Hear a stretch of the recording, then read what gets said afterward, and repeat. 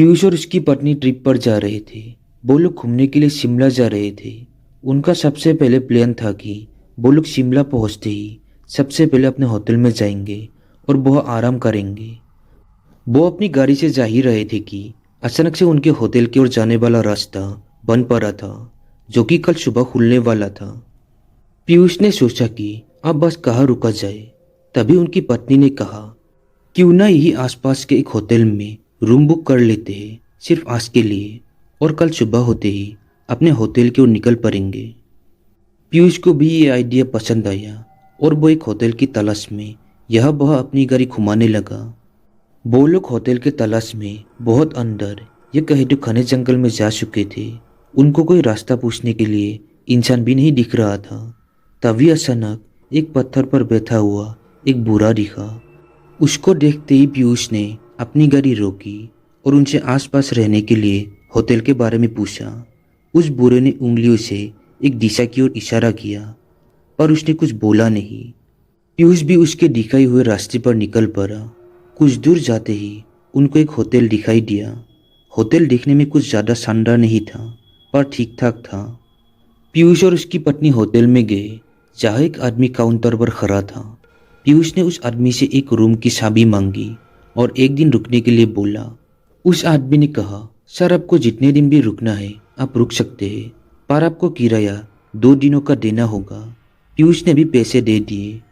वो आदमी कुछ देर खड़ा रहा और कुछ सोचने के बाद उसने एक रूम की चाबी निकाली और हल्की सी हंसी के साथ उस चाबी को पीयूष के हाथ में दे दिया।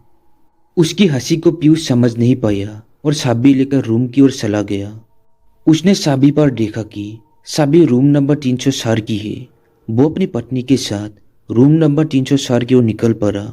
उन्होंने देखा कि पहला और दूसरा मंजिल अच्छी खासी लोगों से भरी है, यानी सारे कमरे बुक थे। लेकिन जहाँ रूम नंबर 304 था, जो तीसरी मंजिल पर था, वो पूरी मंजिल सुनसान पड़ी थी।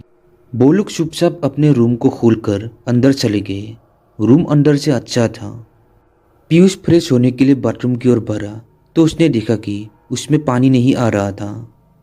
उसने होटल के स्टाफ को कॉल करने के लिए रूम के टेलीफोन को उठाया और फ़ोन मिलाया। फ़ोन उठाया गया, पर वहाँ से कोई आवाज़ नहीं आई। बस एक हल्की सी हंसी की आवाज़ आई और फ़ोन कट गया।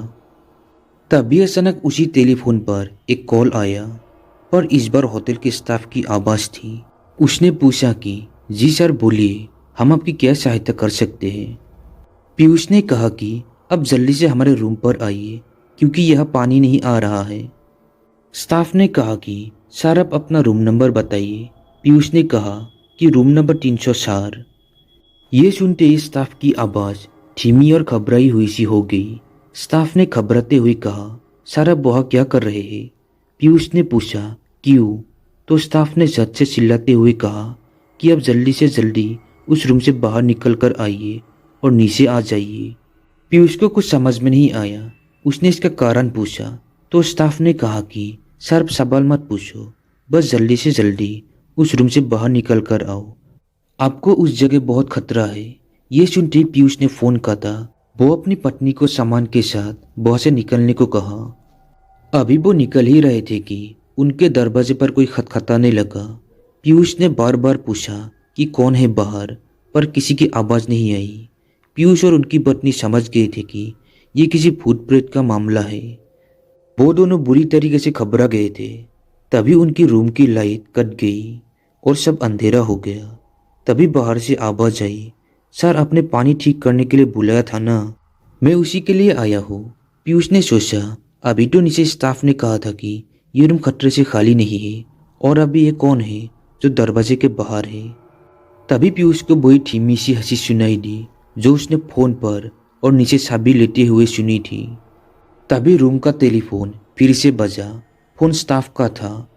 सर आप अभी तक नीचे क्यों नहीं आए। तभी पीयूष ने कहा कि बाहर एक होटल का स्टाफ आया है जो कह रहा है कि वो पानी ठीक करने के लिए आया है।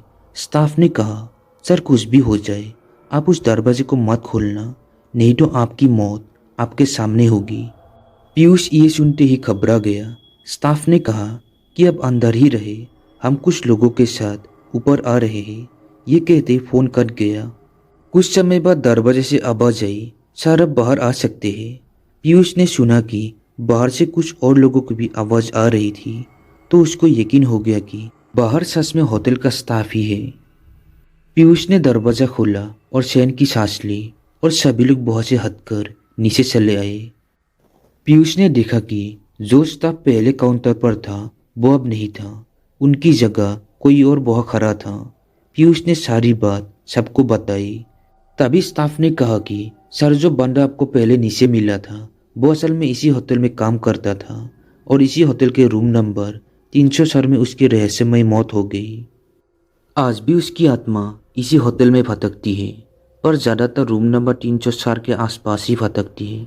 अब पीयूष को सारी बात समझ में आ चुकी थी। सुबह होते ही वो लोग वहाँ से निकल गए। तो दोस्तों, हमारी आज की ये कहानी कैसी लगी कमेंट में ज़रूर बताना। साथ ही मेरे चैनल को सब्सक्राइब ज़रूर करना।